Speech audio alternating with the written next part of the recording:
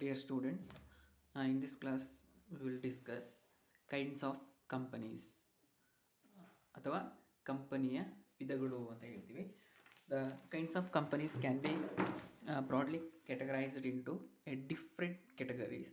So ಈ ಕಂಪನಿಯ ವಿಧಗಳನ್ನು ಬಹಳ ವರ್ಗಗಳಾಗಿ ನಾವು ವಿಂಗಡಣೆ ಮಾಡ್ಬೋದು.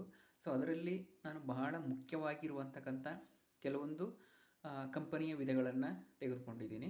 ಸೊ ಈ ಕಂಪನಿಯ ವಿಧಗಳನ್ನು ಮುಖ್ಯವಾಗಿ 4 ಮುಖ್ಯ ವಿಭಾಗಗಳಾಗಿ ವಿಂಗಡಣೆ ಮಾಡಲಾಗಿದೆ. ಸೊ ಅದು ಯಾವ್ದು ಅಂತ ಹೇಳಿದ್ರೆ, ಸಂಯೋಜನೆಯ ಆಧಾರದ ಮೇಲೆ ಕಂಪನಿಯ ಪ್ರಕಾರಗಳು, ಹೊಣೆಗಾರಿಕೆಯ ಆಧಾರದ ಮೇಲೆ ಕಂಪನಿಯ ಪ್ರಕಾರಗಳು, ಸದಸ್ಯರ ಸಂಖ್ಯೆಯ ಆಧಾರದ ಮೇಲೆ ಕಂಪನಿಯ ಪ್ರಕಾರಗಳು ಮತ್ತು ನಿವಾಸದ ಆಧಾರದ ಮೇಲೆ ಕಂಪನಿಗಳ ಪ್ರಕಾರಗಳು ಅಂತ ಹೇಳ್ತೀವಿ. ಮತ್ತು ಇನ್ನೂ ಇತರೆ ಸಾಕಷ್ಟು ಕಂಪನಿಯ ವಿಧಗಳಿವೆ. ಸೊ ಇದಿಷ್ಟು ಕೂಡ ಪ್ರಮುಖವಾಗಿ 4 ಕಂಪನಿಯ ವಿಧಗಳು. ಸೊ ಈ 4 ಮುಖ್ಯ ಕಂಪನಿಯ ಪ್ರಕಾರಗಳಲ್ಲಿ ಇದರ ಅಡಿಯಲ್ಲಿ 2 ಅಥವಾ 3ಕ್ಕಿಂತ ಹೆಚ್ಚು ಉಪ ಪ್ರಕಾರಗಳು ಅಥವಾ ಉಪವರ್ಗಗಳಾಗಿ ವಿಂಗಡಣೆ ಮಾಡಲಾಗಿದೆ. ಸೊ ಮೊದಲನೇದು ಯಾವುದು ಅಂತ ಹೇಳಿದ್ರೆ, ಸಂಯೋಜನೆಯ ಆಧಾರದ ಮೇಲೆ ಕಂಪನಿಯ ಪ್ರಕಾರಗಳು ಅಂತ ಹೇಳ್ತೀವಿ. So classification of companies on the basis of incorporation ಅಂತ ಹೇಳ್ತೀವಿ. So under incorporation the companies can be classified into statutory companies and registered companies ಅಂತ ಹೇಳ್ತೀವಿ. ಅಂದರೆ ಸಂಯೋಜನೆಯ ಆಧಾರದ ಮೇಲೆ ಕಂಪನಿಯ ಪ್ರಕಾರಗಳು. ಸೊ ಇದರಲ್ಲಿ ಶಾಸನಬದ್ಧ ಕಂಪನಿಗಳು ಮತ್ತು ನೋಂದಾಯಿತ ಕಂಪನಿಗಳು ಅಂತ ಹೇಳ್ತೀವಿ. ಸೊ ಈ ಶಾಸನಬದ್ಧ ಕಂಪನಿಗಳು ಅಂತ ಹೇಳಿದ್ರೆ, ಶಾಸನಬದ್ಧ ಕಂಪನಿಗಳು, ಈ ಕಂಪನಿಗಳು ಸಂಸತ್ತು ಅಥವಾ ರಾಜ್ಯ ವಿಧಾನಸಭೆಯ ವಿಶೇಷ ಕಾಯ್ದೆಯಿಂದ ರಚಿಸಲ್ಪಟ್ಟಂತಹ ಕಂಪನಿಗಳಾಗಿರ್ತವೆ. ಅಂದರೆ ಈ ಶಾಸನಬದ್ಧ ಕಂಪನಿಗಳು ಅಂತ ಹೇಳಿದ್ರೆ ಅಂಡರ್ ಸ್ಪೆಷಲ್ ಆ್ಯಕ್ಟ್ ಅಥವಾ ಅಂಡರ್ ಪಾರ್ಲಿಮೆಂಟ್ ಅಥವಾ ಸ್ಟೇಟ್ ಲೆಜಿಸ್ಲೇಚರ್ ಅಂಡರಲ್ಲಿ ಇನ್ಕಾರ್ಪೊರೇಟ್ ಆದಂತಹ ಕಂಪನಿಗಳನ್ನ ನಾವು ಶಾಸನಬದ್ಧ ಕಂಪನಿಗಳು ಅಂತ ಹೇಳ್ತೀವಿ. ಈ ಕಂಪನಿಗಳು ಮುಖ್ಯವಾಗಿ ಸಾರ್ವಜನಿಕ ಸೇವೆಗಳನ್ನು ಒದಗಿಸುವ ಉದ್ದೇಶದಿಂದ ರೂಪುಗೊಂಡಂತಹ ಕಂಪನಿಗಳು. ಪ್ರಾಥಮಿಕವಾಗಿ ಅವುಗಳನ್ನು ಆ ವಿಶೇಷ ಕಾಯ್ದೆಯಡಿಯಲ್ಲಿ ನಿರ್ವಹಿಸಲಾಗಿದ್ದರೂ ಕಂಪನಿಯ ಕಾಯ್ದೆ 2013 ಅವರಿಗೆ ಅನ್ವಯವಾಗುವುದನ್ನು ಹೊರತುಪಡಿಸಿ ಹೇಳಲಾದ ನಿಬಂಧನೆಗಳು ಮತ್ತು ಅವುಗಳನ್ನು ರಚಿಸುವ ಕಾಯ್ದೆಯ ನಿಬಂಧನೆಗಳಿಗೆ ಹೊಂದಿಕೆಯಾಗುವುದಿಲ್ಲ. ಈ ರೀತಿ ಕಂಪನಿಗಳನ್ನ ನಾವು ಏನಂತ ಕರಿತೀವಿ, ಶಾಸನಬದ್ಧ ಕಂಪನಿಗಳು ಅಂತ ಹೇಳ್ತೀವಿ ಅಥವಾ ಸ್ಟ್ಯಾಚ್ಯುಟರಿ ಕಂಪನೀಸ್ ಅಂತ ಹೇಳ್ತೀವಿ.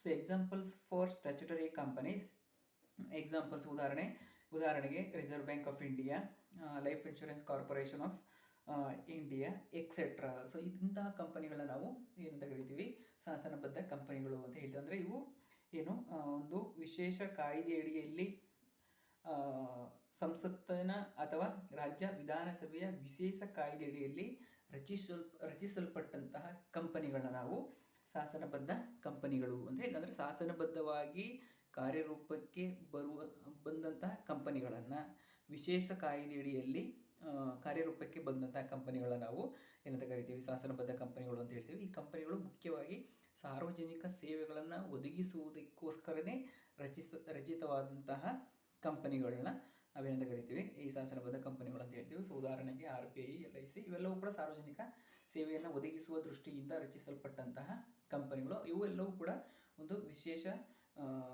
ಕಾಯ್ದೆಯಡಿಯಲ್ಲಿ ಸಂಸತ್ತಿನ ಮುಖಾಂತರ ಅಥವಾ ರಾಜ್ಯ ವಿಧಾನಸಭೆಯ ಮುಖಾಂತರ ರಚಿಸಲ್ಪಟ್ಟಂತಹ ಕಂಪನಿಗಳು.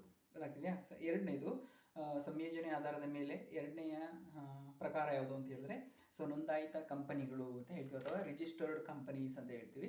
ಸೊ ಈ ರಿಜಿಸ್ಟರ್ಡ್ ಕಂಪನೀಸ್ ಅಂತ ಹೇಳಿದ್ರೆ, ಕಂಪನಿಯ ಕಾಯ್ದೆ 2013 ಅಥವಾ ಹಿಂದಿನ ಯಾವುದೇ ಕಂಪನಿ ಕಾನೂನಿನ ಅಡಿಯಲ್ಲಿ ನೋಂದಾಯಿತ ಕಂಪನಿಗಳನ್ನು ನಾವು ನೋಂದಾಯಿತ ಕಂಪನಿಗಳು ಎಂದು ಕರೆಯುತ್ತೇವೆ. ಸೊ ಕಂಪನಿಗಳ ಕಾಯ್ದೆಯಡಿ ನೋಂದಾಯಿಸಲ್ಪಟ್ಟಾಗ ಅಂತಹ ಕಂಪನಿಗಳು ಅಸ್ತಿತ್ವಕ್ಕೆ ಬರುತ್ತವೆ ಮತ್ತು ರಿಜಿಸ್ಟ್ರಾರ್ರಿಂದ ಸಂಯೋಜನೆಯ ಪ್ರಮಾಣ ಪತ್ರವನ್ನು ಇಂತಹ ಕಂಪನಿಗಳಿಗೆ ನೀಡಲಾಗ್ತದೆ. ಸೊ ಅಂತಹ ಕಂಪನಿಗಳನ್ನ ನಾವು ಏನಂತ ಕರಿತೀವಿ ಅಂತ ಹೇಳಿದ್ರೆ ರಿಜಿಸ್ಟರ್ಡ್ ಕಂಪನೀಸ್ ಅಂತ ಹೇಳ್ತೀವಿ. So registered companies are those companies which are the companies registered under Companies Act 2013 or any previous Companies Act. So ಯಾವುದಾದ್ರೂ ಹಿಂದಿನ ಕಂಪನಿಯ ಕಾಯ್ದೆ ಅಡಿಯಲ್ಲಿ ಅಥವಾ ಕಂಪನಿಯ ಕಾಯ್ದೆ 2013 ಅಡಿಯಲ್ಲಿ ನೋಂದಾಯಿಸಲ್ಪಟ್ಟಂತಹ ಕಂಪನಿಗಳನ್ನ ನಾವು ರಿಜಿಸ್ಟರ್ಡ್ ಕಂಪನೀಸ್ ಅಂತ ಕರಿತೀವಿ. ಸತ್ಯ. ಸೊ ಇಂಥ ನೋಂದಾಯಿಸಲ್ಪಟ್ಟಂತಹ ಕಂಪನಿಗಳು ಅಂತಹ ಕಂಪನಿಗಳಿಗೆ ಕಂಪನಿಯ ರಿಜಿಸ್ಟ್ರಾರ್ನಿಂದ ಇನ್ಕಾರ್ಪೊರೇಷನ್ ಸರ್ಟಿಫಿಕೇಟನ್ನು ನೀಡಲಾಗ್ತದೆ ಅಥವಾ ಸಂಯೋಜನಾ ಪ್ರಮಾಣ ಪತ್ರವನ್ನು ನೀಡಲಾಗ್ತದೆ. ಸೊ ಅಂಥ ಕಂಪನಿಗಳನ್ನ ನಾವು ನೋಂದಾಯಿತ ಕಂಪನಿಗಳು ಅಂತ ಕರಿತೀವಿ. ಹಾಗೆ ಸೊ ನೆಕ್ಸ್ಟು ಎರಡನೆಯ ಮುಖ್ಯ ವರ್ಗೀಕರಣ ಅಂತ ಹೇಳಿದ್ರೆ ಹೊಣೆಗಾರಿಕೆಯ ಆಧಾರದ ಮೇಲೆ ಕಂಪನಿಯ ಪ್ರಕಾರಗಳು ಅಂತ ಹೇಳ್ತೀವಿ. So classification of companies on the basis of liability ಅಂತ ಹೇಳ್ತೀವಿ. ಸೊ ಲಯಬಿಲಿಟಿ ಅಂತ ಹೇಳಿದ್ರೆ ಹೊಣೆಗಾರಿಕೆ. ಸೊ ಇದರಡಿಯಲ್ಲಿ 3 ಮುಖ್ಯ ಉಪವಿಭಾಗಗಳಾಗಿ ಪ್ರಕಾರಗಳಾಗಿ ಕಂಪನಿಗಳನ್ನು ವಿಂಗಡಣೆ ಮಾಡಲಾಗ್ತದೆ. ಸೊ ಅದರಲ್ಲಿ ಮೊದಲನೇದು ಷೇರುಗಳಿಂದ ಸೀಮಿತವಾದ ಕಂಪನಿಗಳು, ಖಾತರಿಯಿಂದ ಸೀಮಿತವಾದ ಕಂಪನಿಗಳು, ಅನಿಯಮಿತ ಹೊಣೆಗಾರಿಕೆಯ ಕಂಪನಿಗಳು ಅಂತ ಹೇಳ್ತೀವಿ. ಅಂದರೆ so companies limited by shares, companies limited by guarantee, unlimited companies ಅಂತ ಹೇಳ್ತೀವಿ. ಸೊ ಮೊದಲನೇದು ಷೇರುಗಳಿಂದ ಸೀಮಿತವಾದ ಕಂಪನಿಗಳು. ಷೇರುಗಳಿಂದ ಸೀಮಿತವಾದ ಕಂಪನಿಗಳು ಎಂದರೆ ತನ್ನ ಸದಸ್ಯರ ಹೊಣೆಗಾರಿಕೆಯನ್ನು ಜ್ಞಾಪಕ ಪತ್ರದಿಂದ ಸೀಮಿತಗೊಳಿಸಿದ ಕಂಪನಿಯು ಯಾವುದಾದರೂ ಇದ್ದರೆ ಅವರು ಹೊಂದಿರುವ ಷೇರುಗಳ ಮೇಲೆ ಕ್ರಮವಾಗಿ ಪಾವತಿಸದೇ ಇರುವುದು ಷೇರುಗಳಿಂದ ಸೀಮಿತವಾದ ಕಂಪನಿ ಎಂದು ಕರೆಯಲ್ಪಡುತ್ತದೆ.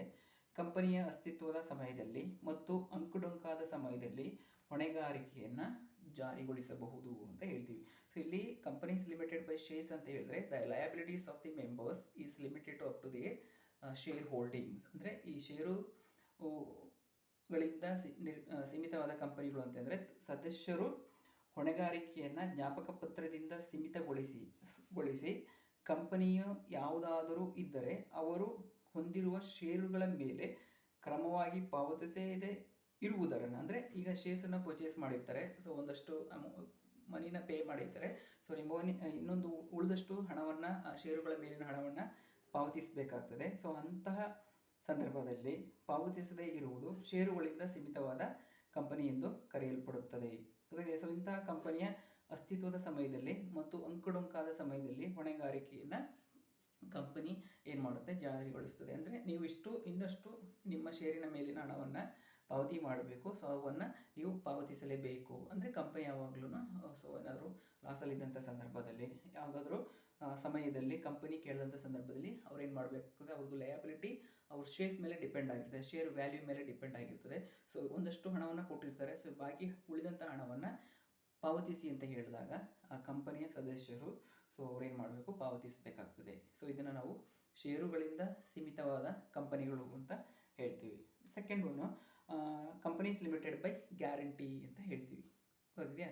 ಸೊ ಅಂದರೆ ಖಾತರಿಯಿಂದ ಸೀಮಿತವಾದ ಕಂಪನಿಗಳು ಅಂತ ಹೇಳ್ತೀವಿ. ಸೊ ಖಾತರಿಯಿಂದ ಸೀಮಿತವಾದ ಕಂಪನಿಯ ಸದಸ್ಯರ ಹೊಣೆಗಾರಿಕೆಯನ್ನು ಹೊಂದಿರುವ ಮೊತ್ತವಾಗಿದ್ದು ಸದಸ್ಯರು ಕ್ರಮವಾಗಿ ಜ್ಞಾಪಕ ಪತ್ರದ ಮೂಲಕ ಕಂಪನಿಯ ಆಸ್ತಿಪಾಸ್ತಿಗಳಿಗೆ ಕೊಡುಗೆ ನೀಡುವಂತೆ ಕೈಗೊಳ್ಳಬಹುದು.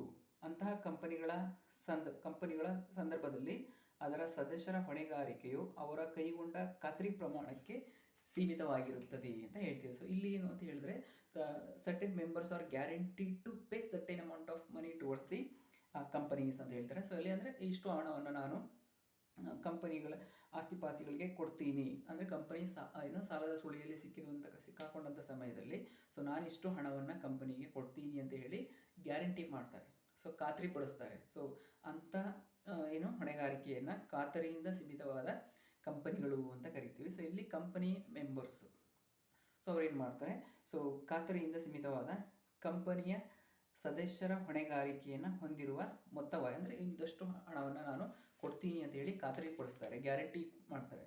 ಸೊ ಅಂತಹ ಸದಸ್ಯರ ನಾವು ಖಾತರಿಯಿಂದ ಸೀಮಿತವಾದ ಕಂಪನಿಗಳು ಅಂತ ಕರಿತೀವಿ. ಗೊತ್ತಿದೆಯಾ?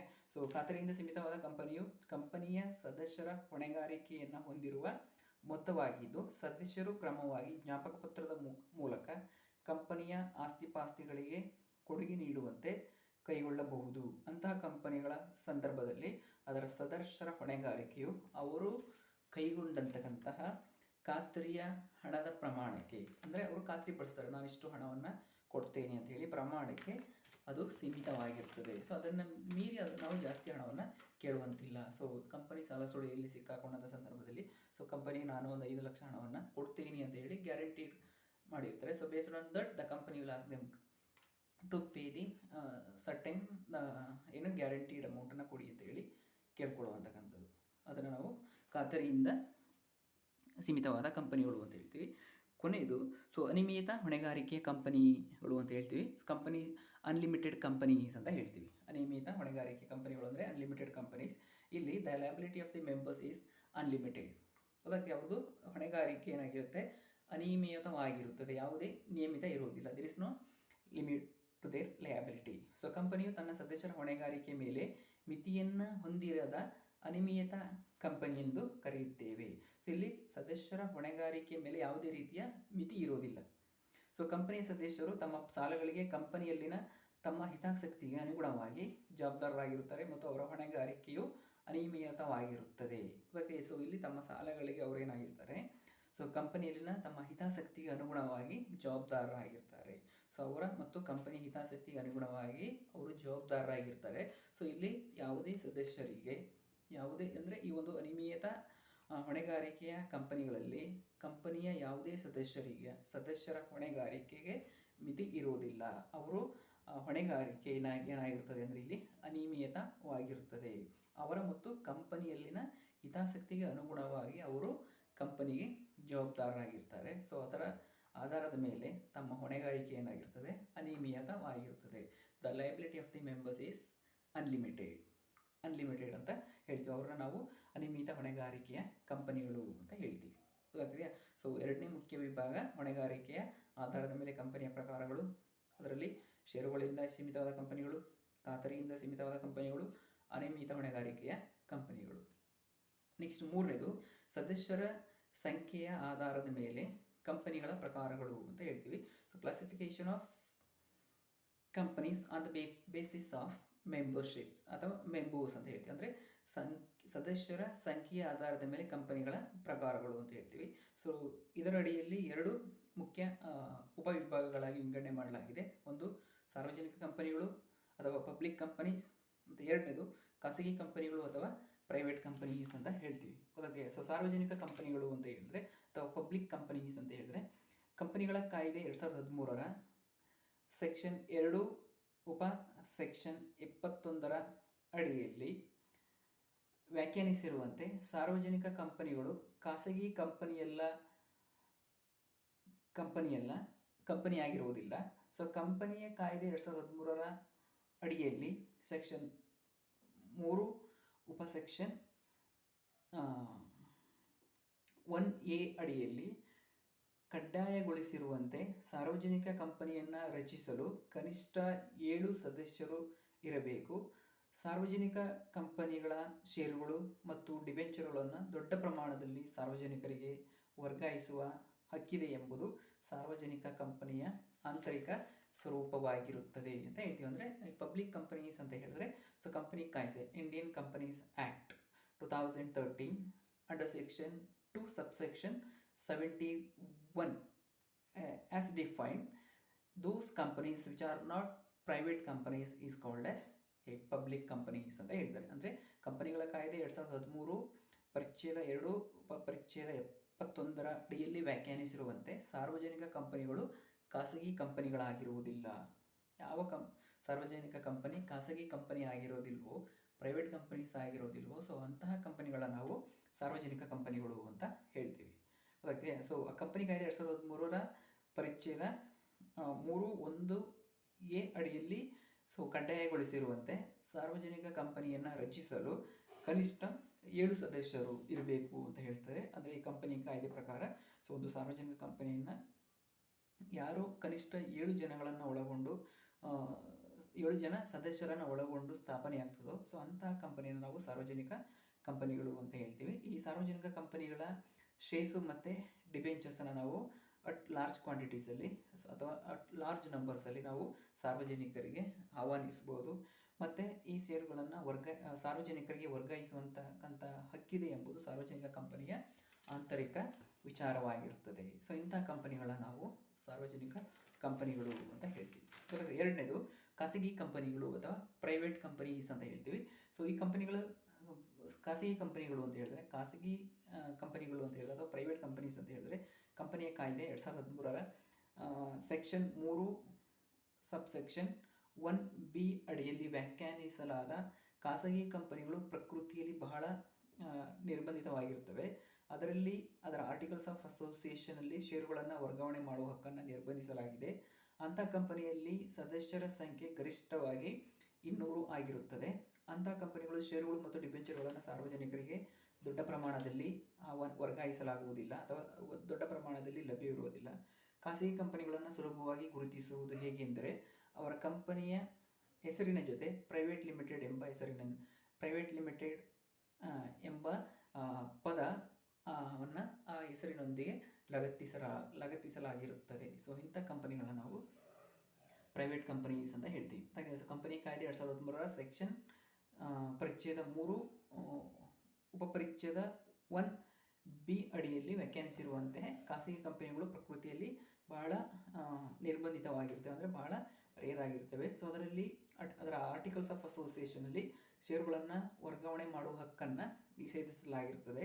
ಅಂಥ ಕಂಪನಿಯಲ್ಲಿ ಆ ಕಂಪನಿಯ ಸದಸ್ಯರ ಗರಿಷ್ಠ ಸಂಖ್ಯೆ 200 ಆಗಿರ್ತದೆ. ಸೊ ಅವು 200 ಅಂದರೆ ಇದು ಹೊಸದಾಗಿ 2013 ಕಾಯ್ದೆಯಡಿಯಲ್ಲಿ ಸೊ ಒಂದು private companies maximum number of member is 200. So ಇದು ಕಂಪನಿ ಕಾಯ್ದೆ 1956 ಅಡಿಯಲ್ಲಿ ಗರಿಷ್ಠ ಸಂಖ್ಯೆ 50 ಇತ್ತು. ಸೊ ಅದು 2013ರಲ್ಲಿ ಇದನ್ನು 200ಕ್ಕೆ ಗರಿಷ್ಠ ಸಂಖ್ಯೆ 200ಕ್ಕೆ ಏರಿಸಲಾಗಿದೆ. ಸೊ ಆದ್ದರಿಂದ ಇನ್ನು ಅವರ ಗರಿಷ್ಠ ಸದಸ್ಯರ ಸಂಖ್ಯೆ 200 ಆಗಿರುತ್ತದೆ.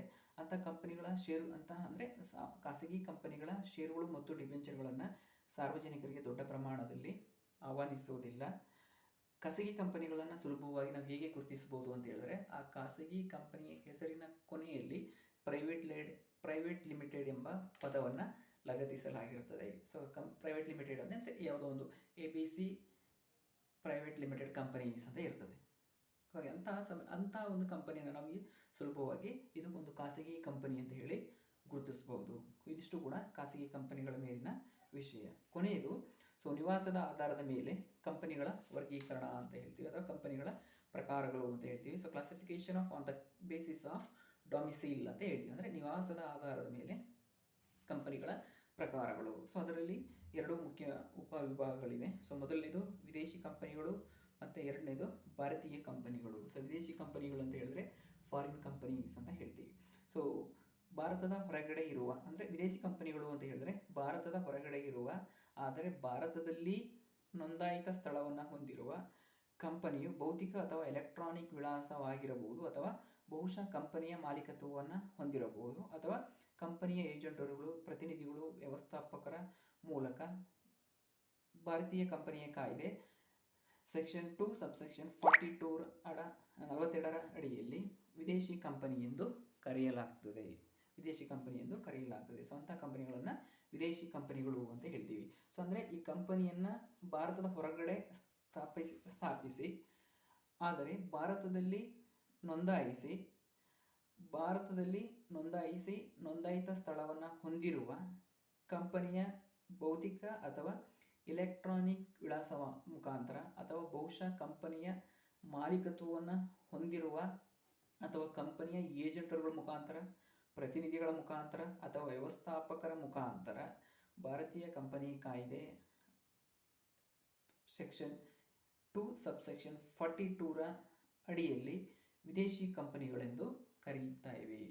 ವಿದೇಶಿ ಕಂಪನಿಗಳೆಂದು ಕರೆಯುತ್ತೇವೆ ಅಥವಾ ಫಾರಿನ್ ಕಂಪನೀಸ್ ಅಂತ ನಾವು ಮೆನಿ ಫಾರಿನ್ ಕಂಪನೀಸ್ನ ನೋಡೋದು. ಅಂದರೆ ಆ ಕಂಪನಿದು ಬೇರೆ ದೇಶದಲ್ಲಿ ಸ್ಥಾಪನೆಗೊಂಡು ಬೇರೆ ದೇಶದಲ್ಲಿ ಅದು ತನ್ನ ಅಸ್ತಿತ್ವವನ್ನು ಪಡೆದುಕೊಂಡು ಅದು ಏನು ಸೊ ಭೌತಿಕ ವಿಳಾಸ ಅಥವಾ ಎಲೆಕ್ಟ್ರಾನಿಕ್ ವಿಳಾಸದ ಮುಖಾಂತರ ಕಂಪನಿಯ ಮಾಲೀಕತ್ವವನ್ನು ಹೊಂದಿರುವ ಅಥವಾ ಅದರ ಕಂಪನಿಯ ಏಜೆಂಟ್ಗಳ ಮುಖಾಂತರ ಅಥವಾ ತನ್ನ ಕಂಪನಿಯ ಪ್ರತಿನಿಧಿಗಳ ಮುಖಾಂತರ ಅಥವಾ ತನ್ನ ಕಂಪನಿಯ ವ್ಯವಸ್ಥಾಪಕರ ಮುಖಾಂತರ ಭಾರತದಲ್ಲಿ ತನ್ನ ವ್ಯವಹಾರ ಚಟುವಟಿಕೆಗಳನ್ನು ನಡೆಸ್ತಿದ್ದಾರೆ.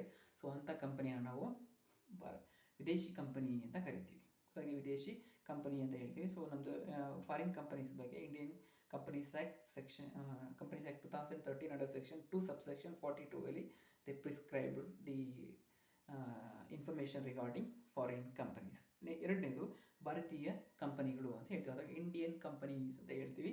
ಸೊ ಈ ಕಂಪನಿ ಕಾಯ್ದೆ 2013 ಸೆಕ್ಷನ್ 2(20) ಅಡಿಯಲ್ಲಿ ಇಂಡಿಯನ್ ಕಂಪನಿ ಕಂಪನಿಗಳ ಕಾಯ್ದೆ 2013 ಅಡಿಯಲ್ಲಿ ನೋಂದಾಯಿಸಲಾದ ಯಾವುದೇ ಕಂಪನಿ ಅಥವಾ ಹಿಂದಿನ ಯಾವುದೇ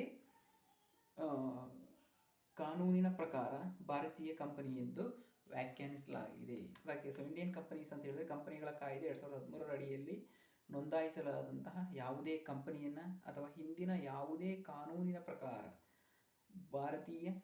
ಕಾನೂನಿನ ಪ್ರಕಾರ ರಚಿತವಾದಂತಹ ಭಾರತೀಯ ಕಂಪನಿ ಎಂದು ವ್ಯಾಖ್ಯಾನಿಸಲಾಗಿದೆ ಅಥವಾ ಇಂಡಿಯನ್ ಕಂಪನೀಸ್ ಅಂತ ಹೇಳ್ತೀವಿ. ಅಂದರೆ ಇಂಡಿಯನ್ ಕಂಪನೀಸ್ ಆ್ಯಕ್ಟ್ 2013 ಅಥವಾ any previous Indian company acts ಮುಖಾಂತರ ಸೊ ಭಾರತದಲ್ಲೇ ಸ್ಥಾಪಿತವಾದಂತಹ ಭಾರತೀಯ ಕಂಪನಿಗಳನ್ನು ನಾವು ಇಂಡಿಯನ್ ಕಂಪನೀಸ್ ಅಂತ ಕರಿತೀವಿ. ಇದಿಷ್ಟು ಕೂಡ ಕಂಪನಿಯ ವಿಧಗಳು ಅಂತ ಹೇಳ್ತೀವಿ. ಸಾಕಷ್ಟು ಕಂಪನಿಯ ವಿಧಗಳಿವೆ. ಸೊ ನಾನು ಮುಖ್ಯವಾಗಿ 4 ವರ್ಗಗಳಾಗಿ ಮಾಡಿಕೊಂಡು ಅದರಲ್ಲಿ ಉಪವರ್ಗಗಳನ್ನು ತಿಳಿಸಿದ್ದೀನಿ. ಸೊ ಇನ್ನೆಷ್ಟು ಕಂಪನಿಯ ವಿಧಗಳನ್ನು ಸೊ ನೋಟ್ಸ್ ಕೊಡಬೇಕಾದ್ರೆ ನಾನು ಕೊಡ್ತೀನಿ. Thank you.